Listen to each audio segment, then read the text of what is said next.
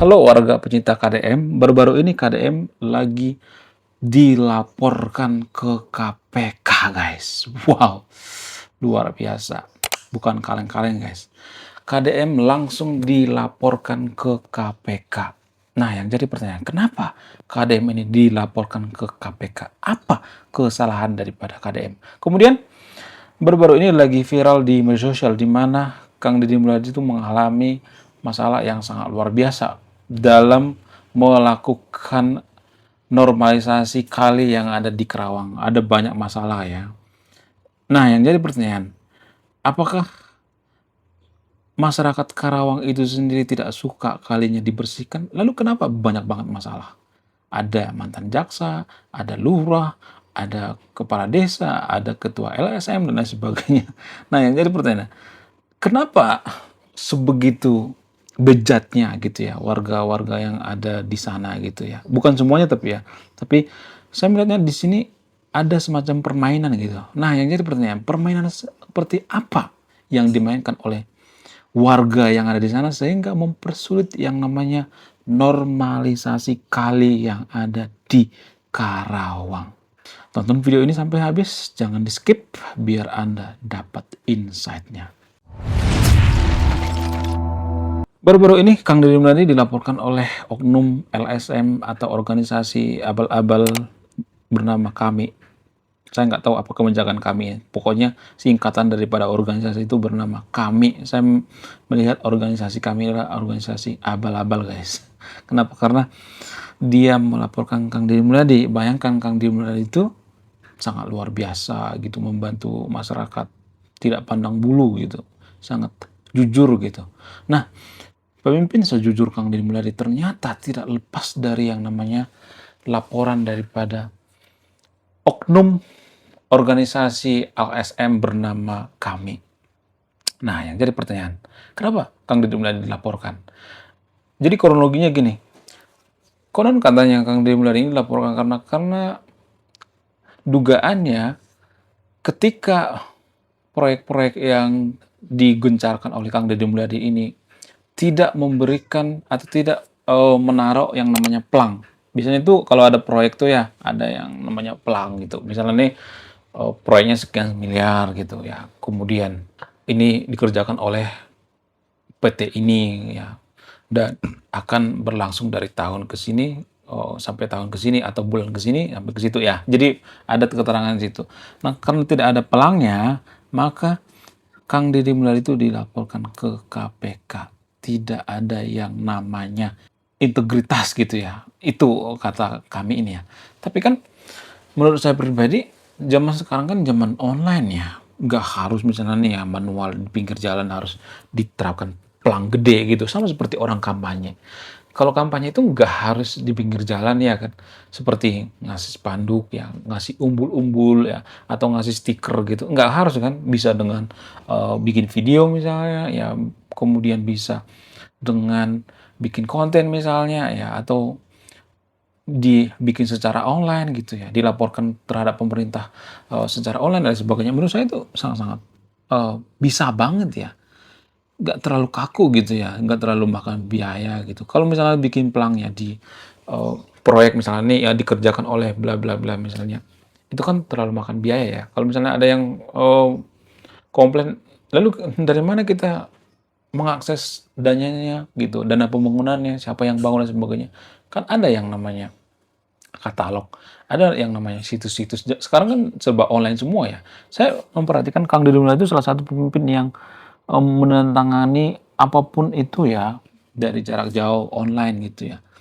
Sekarang ini sudah serba online guys ya. Kita aja yang terlalu oh, terlalu naif gitu ya. Dugaan saya ya organisasi bernama KAMI ini ya, organisasi abal-abal bernama atau organisasi odong-odong bernama KAMI ini adalah organisasi yang carmuk ya, cari muka biar mereka viral gitu ya, biar mereka terkenal, biar mereka diundang gitu, biar masuk konten Kang Deddy Mulyadi. Dugaan saya seperti itu ya. Tapi disclaimer saya tidak mendukung Kang Deddy Mulyadi di sini ya. Saya tidak terlalu menggubur-guburkan Kang Deddy Mulyadi, enggak. Kalau Kang Deddy Mulyadi salah, saya akan mengatakan salah. Kalau Kang Deddy Mulyadi benar, saya akan mengatakan benar ya. Jadi dalam hal ini saya tidak berpihak guys, saya benar-benar netral, saya berpihak pada kejujuran. Kalau saya melihat Kang Deddy Mulyadi sejauh ini, ya Kang Deddy Mulyadi ini adalah pemimpin yang sangat jujur sekali gitu ya, tidak pernah yang namanya neko-neko, tidak pernah yang namanya membohongi rakyat, ya bahkan dia mengeluarkan duit pribadi untuk pembangunan jalan, pembangunan itu dan segala macamnya tanpa dipungut biaya guys. Jarang-jarang pemimpin seperti ini ya. Dan ini yang perlu kita tiru ya. Kemudian masalah yang terjadi di Karawang ya. Kalau saya perhatikan masalah-masalah yang terjadi di Karawang itu adalah masalah yang sangat-sangat luar biasa gitu. Walaupun bupatinya itu terkenal dengan bupati tukang bongkar, si Raja Bongkar, akan tetapi menghadapi masalah yang sangat pelik. Nah, yang jadi pertanyaan, kenapa bisa seperti itu? Kenapa di Karawang ini banyak masalah gitu? Dan yang bikin masalah itu saya perhatikan itu bukan pribumi, tapi pendatang gitu. Ya, ada tuh orang, mohon maaf ya, orang Batak, orang Madura, kemudian orang yang dari luar deh ya, yang ada preman-preman di sana. Ada juga yang asli Karawang yaitu Iwan Pitung. Iwan Pitung itu kan ketua LSM ya.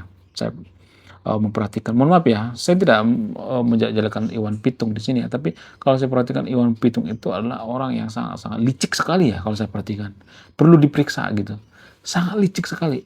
Ya mencari-cari celah gitu ya, mencari-cari cara supaya Kang Deddy Mulyadi itu dimusuhi oleh rakyat ya, dijelek-jelekin, di belakang Kang Deddy Mulyadi itu dijelek-jelekin. Menurut saya itu orang-orang seperti inilah orang yang bikin negara kita tidak maju guys ya, karena selalu mencari gitu, mencari di mana kelemahan Kang Deddy Mulyadi ini sangat-sangat tidak bisa dibiarkan guys ya.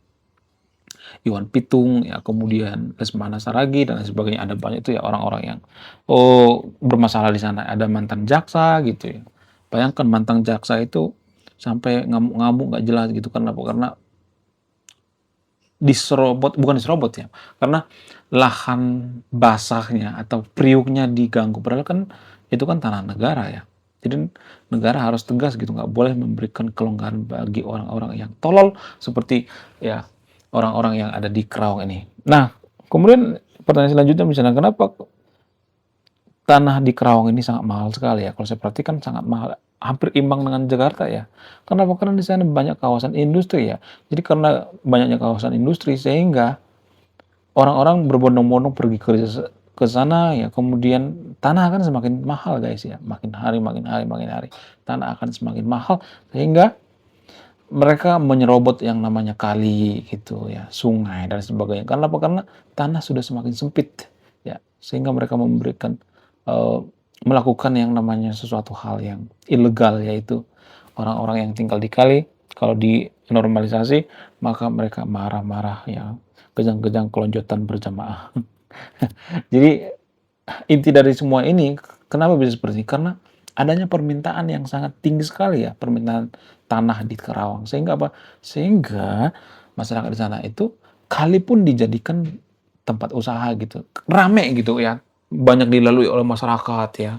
Kemudian di sana banyak lalu lalang orang-orang yang sangat oh, penting lah gitu ya. Berkendara ya, lalu lalang dan sebagainya. Jadi itu sangat basah sekali ya lahannya, sehingga sangat cocok dijadikan usaha, apalagi di dekat pintu tol daripada Kerawang ya kan. Di situ banyak banget ya orang yang pengen tinggal di sana guys ya. Itu yang saya perhatikan ya. Oke, sekian video ini ya. Terima kasih sudah menyemami jalan-jalan ke Lembur Pakuan. Siangnya beli permen. Jangan ngaku fans Kang Deddy Mulyadi kalau buang sampah masih sembarangan.